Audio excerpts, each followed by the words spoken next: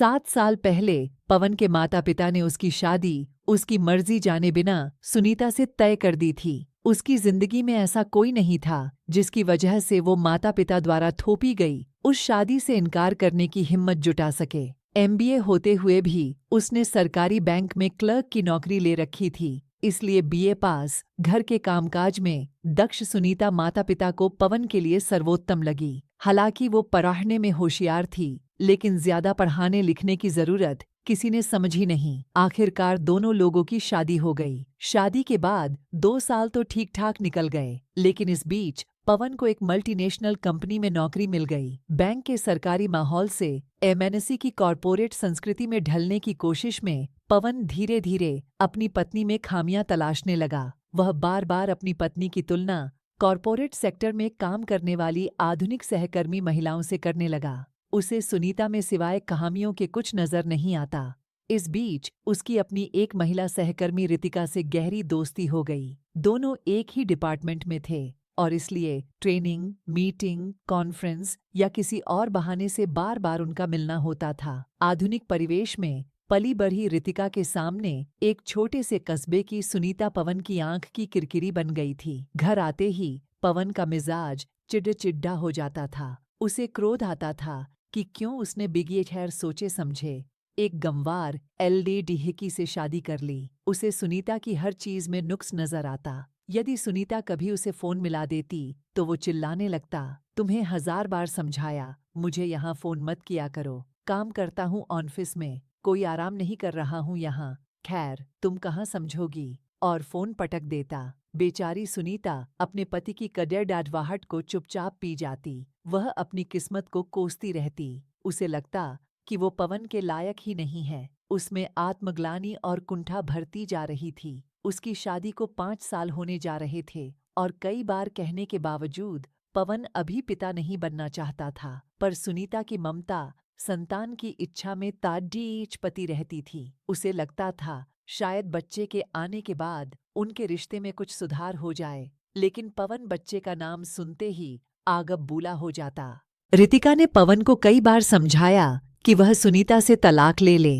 इस बात को लेकर पवन और रितिका में कई बार झगड़ा भी होता। कई बार पवन ने सुनीता को तलाक देने का मन भी बनाया, लेकिन फिर अपने माता पिता की नाराजगी और सामाजिक मर्यादाओं के कारण हिम्मत नहीं जुटा पाया। इस बीच सुनीता अपने मायके चली गई। उसे लगा कि यदि पवन को उसकी याद आएगी तो वो उसे लेने आ जाएगा, वरना क्या फर्क पड़ जाता है कि वो ससुराल में रहे या मायके में। उसे रितिका के बारे में कुछ भी पता नहीं था, इसलिए उम्मीद की एक डोर बंधी हुई थी। फिर सुनीता के माता पिता भी बेटी की लगभग बिखर चुकी शादी की चिंता में घुलते जा रहे थे। पवन के माता पिता ने सुनीता के मायके जाने की बात उसे बताई, लेकिन उसे इस बात से कोई फर्क नहीं पड़े देता था, बल्कि हर समय मन में होने वाली यह ग्लानि भी मिट गई कि सुनीता वहां उसके माता पिता की सेवा कर रही है और वह है कि रितिका के साथ अपनी जिंदगी में आगे निकल रहा है। उसने अपने माता पिता को बता दिया कि वह सुनीता के साथ खुश नहीं है और इस शादी में आगे नहीं बढ़ना चाहता। पवन ने तलाक के कागज सुनीता के घर भिजवा दिए, लेकिन महीनों गुजर गए, वहां से कोई जवाब नहीं आया। इस बीच रितिका के परिवार की तरफ से उस पर शादी करने के लिए दबाव बढ़ने लगे। वह 30 की हो चुकी थी और अब अधिक दिनों तक पवन के तलाक का इंतजार नहीं कर सकती थी।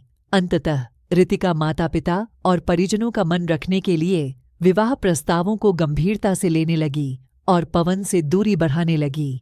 नियति को भी शायद यही मंजूर था, क्योंकि पवन को 1 साल के लिए काम के सिलसिले में नीदरलैंड भेजा गया। महत्वाकांक्षी पवन इस अवसर को गंवाना नहीं चाहता था, इसलिए तलाक और रितिका से बढ़ती दूरी को भूलकर अपने प्रोजेक्ट में लग गया। एयरपोर्ट पर रितिका से विदा लेते हुए उसे पता नहीं था कि आखिरी बार उससे मिल रहा है। वो सोच रहा था इतना गहरा रिश्ता यूं तो नहीं टूट सकता, लेकिन पवन के जाने के कुछ ही महीनों बाद रितिका ने कंपनी छोड़ दी और माँ बाप के कहने पर एक एनआरआई एल्डा डैहाके से शादी कर ली। रितिका की शादी के बारे में जब पवन को पता चला तो वह पूरी तरह टूट गया। नीदरलैंड में प्रोजेक्ट को अधूरा छोड़ कर वह भारत लौट आया। कंपनी की तरफ से उसे कई नोटिस दिए गए, लेकिन मायूसी और हताशा में डूबा पवन टूट चुका था। उसे कंपनी की तरफ से बर्खास्त कर दिया गया। आज वह हर मायने में हार चुका था। उसे रह रहकर उसका सुनीता के साथ किया गया तिरस्कार भरा व्यवहार याद आता।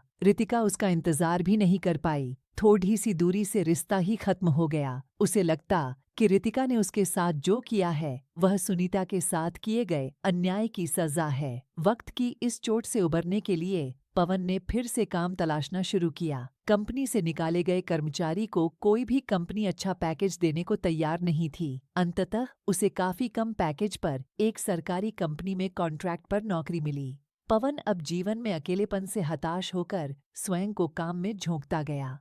वह स्वयं को एक पल के लिए भी मुक्त नहीं रखना चाहता था। पवन मेहनती तो था ही, वह दिल लगाकर काम करता रहा। आखिरकार उसने वापस से एक अच्छा मुकाम पा लिया। वह जरा भी फ्री होता तो उसकी आत्मा उससे सवाल जवाब करने लगती थी। बेचैनी, TDHP और जुनून की हद तक काम में व्यस्त रहने वाले पवन में अंततः अपनी इस कैद से मुक्ति पाने की ख्वाहिश जागी। उसने निर्णय किया कि वह सुनीता से मिलकर उससे माफी मांगेगा। यही वह छोटा सा निर्णय था जो छोटा होते हुए भी एक भारतीय पुरुष के दंभ और अहम के कारण बहुत बड़ा हो जाता है। उसके अंदर के पति और पुरुष के अहंकार को एक बिखरते हुए इंसान की आत्मा ने शांत किया था। वह अपनी सारी गलतियों के लिए सुनीता से माफी मांगना चाहता था। आज ऐसा लग रहा था मानो कई तूफान अचानक से शांत हो गए थे, जैसे नदी चट्टानों से टकरा टकरा कर अब निश्चल हो गई थी। इससे पहले कि उसके भीतर का पुरुष दोबारा जाग जाए, वह रवाना हो गया अपनी जीवन संगिनी से माफी मांगने के लिए। उसने निर्णय लिया कि सुनीता के जीवन को वह खुशियों से भर देगा। उसके आंगन में भी बच्चों की किलकारियां गूंजेंगी। उसका जीवन भी परिपूर्ण होगा। आज उसे परिवार और उसकी अहमियत का आभास हुआ था। इतने सालों के अपराध बोध, विरक्ति और निराशा से मुक्ति पाने के एहसास ने उसके रोम रोम में नया जीवन भर दिया था।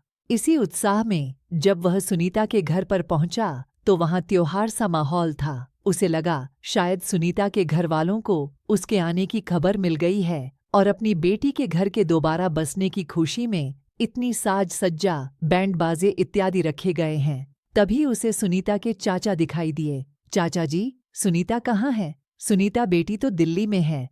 कलेक्टर बनी है हमारी सुनीता।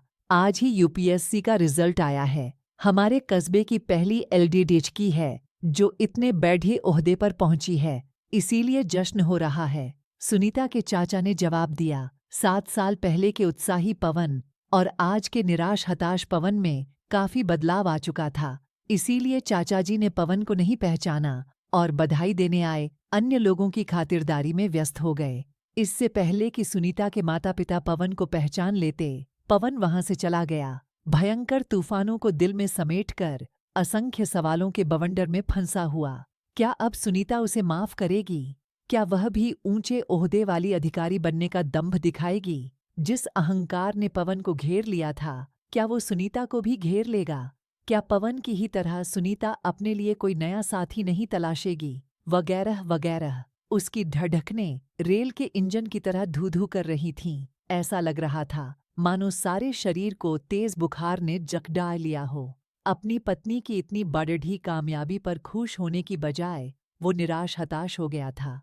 हताश अपनी शादी की आखिरी कड़ी के टूटने के डर से, हताश सुनीता को हमेशा के लिए खोने के ख्याल से, हताश अपनी ही गलतियों का अक्स सुनीता में दिखने के भय से। वह पूरी तरह टूट चुका था। आज उसे अपने जीवन से घृणा हो रही थी। उसे ऐसा आघात लगा था कि दर्द रगों को चीरकर निकल जाना चाहता था, लेकिन निकल नहीं पा रहा था। आज उसे एहसास हुआ कि परिवार का कितना अधिक महत्व है। उसके अर्थहीन जीवन के प्रति उसके मन में स्थायी रूप से वितृष्णा जन्म ले रही थी। ऐसी ही मनःस्थिति में वह अपने घर लौटा, लेकिन अपने घर पर सुनीता को पाकर अचंभित हो गया। क्या वो स्वप्न देख रहा है या सुनीता आज उसके तानों का जवाब देने आई है? अथवा सुनीता उसको तलाक के कागज थमाने आई है? उसके चेहरे की चमक में चौंधिया रहा था पवन। जिस सुनीता से मिलने वह समस्तीपुर गया था, वह स्वयं दिल्ली से उससे मिलने आ गई है। उसे तो खुश होना चाहिए, पर अंदर का पुरुष एक स्त्री के हाथों मिलने वाले अपमान की कल्पना मात्र से भी भयाक्रांत था। एक स्त्री पुरुष के 1000 तानों को सुनकर भी जिंदगी जी लेती है, लेकिन पुरुष स्त्री के मुंह से निकली एक भी बात को अपने अस्तित्व के लिए चुनौती मानता है। पवन भी इसी भय से कांप रहा था। सुनिए, मेरा आईएएस में चयन हो गया है। अब तो आपको नहीं लगेगा कि मैं आपके लायक नहीं हूँ। स्वयं को आपके काबिल बनाने के लिए मैंने फिर से पढ़ाई शुरू की, दिल्ली जाकर कोचिंग ली और अंततः आईएएस बनने में कामयाब हो गई। यदि आपकी प्रेरणा न होती तो यह कभी संभव नहीं होता। मुझे माफ कीजिएगा, आपके भेजे हुए तलाक के कागज माँ बाबा ने कभी मुझे दिखाए ही नहीं। उनको डर था कि कहीं मैं टूट ना जाऊं। आपके लायक बनने के लिए जो पढ़ाई करने का फैसला मैंने किया था वो बदल ना दूं, अन्यथा मैं आपको इस बंधन से मुक्त कर देती। आज मेरा रिजल्ट आने पर ही माँ ने गर्वान्वित होकर यह सच बता दिया और कहा कि अब मैं आपको तलाक दूं। मैंने मांझी से आपका पता पूछा और सीधा यहाँ चली आई। लेकिन सच कहूँ, मैं हमारी शादी को एक मौका और देना चाहती हूँ। मैं आपको बहुत प्यार करती हूँ। पवन को अपने कानों पर यकीन तक नहीं हुआ, पर सुनीता तो हमेशा से ही परिवार को सबसे ऊपर मानने वाली एल्लारी डेटीच की थी। उसके लिए तो प्यार करने वाला पति और बच्चे ही संसार की सबसे डेडिड ही उपलब्धि थी। आज समाज में एक ऊंचे ओहदे पर पहुंचने और आर्थिक रूप से सबल होने के बाद भी वह इसलिए पवन के पास आई थी कि अपनी शादी को बचा सके। एक बात पवन निश्चित रूप से जानता है कि सुनीता की इस चाहत में कोई स्वार्थ नहीं है। यदि अपने परिवार को बचाने के लिए वह इतनी कठिन परीक्षा की तैयारी कर सकती है, तो क्या पवन अपनी संगिनी से माफी मांगकर अपनी नादानियों और बेवकूफियों से उत्पन्न हुई ग्लानि से मुक्ति नहीं पा सकता? उसे एहसास हुआ कि अब तक सुनीता को बदलने की ख्वाहिश रखने वाले पवन को स्वयं बदलने की जरूरत थी। वह सुनीता के पैरों में गिर पड़ेढ़ा, गिड्डा गिड्डा कर माफी मांगने लगा। सुनीता यह देखकर अचंभित थी, क्योंकि आज भी वह किसी माफी की अपेक्षा से नहीं, बल्कि अपनी शादी को बचाने की आखिरी उम्मीद लेकर यहाँ आई थी। पवन ने अपनी और रितिका के बारे में सारी बात बताई सुनीता को। रितिका की बात सुनकर सुनीता की आंखें भर आई, लेकिन इसका भी अंदेशा उसे था। बिना किसी सहारे के इतनी उपेक्षा भी पवन नहीं करता। सुनीता से माफी मांगकर पवन के तन मन का बोझ हल्का होने लगा। उसे लगा कि वह भारमुक्त हो गया है। सुनीता कुछ नहीं बोली, शांत निर्विकार होकर चुपचाप सुनती रही। पवन अपनी सारी ग्लानि, सारी कुंठा उड़ेल रहा था और सुनीता नीलकंठ की भांति उन विषैले भावों को पी रही थी, ताकि यह जहर भविष्य में उसके परिवार को नुकसान न पहुंचा सके। आज पवन यह बात समझ चुका था कि पति पत्नी के बीच का तालमेल उनके ओहदे, आर्थिक व सामाजिक स्थिति से नहीं, बल्कि एक दूसरे के लिए विश्वास, प्रेम और इस रिश्ते के लिए समर्पण से उत्पन्न होता है, जिसमें कोई भी एक दूसरे से छोटा बड़ा नहीं होता है। बहुत लोग कहेंगे कि सुनीता को भी दूसरी शादी कर लेनी चाहिए थी, पवन को माफ नहीं करना चाहिए था। जी, ये भी हो सकता था, पर इस कहानी में एक पत्नी के प्यार की जीत बताई है, एक पति का पश्चाताप बताया है। अंततः सुखद अंत हुआ कहानी का। आपको हमारी प्रस्तुति कैसी लगी? अपने अनमोल विचार कमेंट्स में जरूर दीजिएगा। ऐसी ही और दिलचस्प, मार्मिक, मर्मस्पर्शी, प्रेरणादायक कहानियों के लिए आप हमारे YouTube चैनल को सब्सक्राइब कीजिए। धन्यवाद।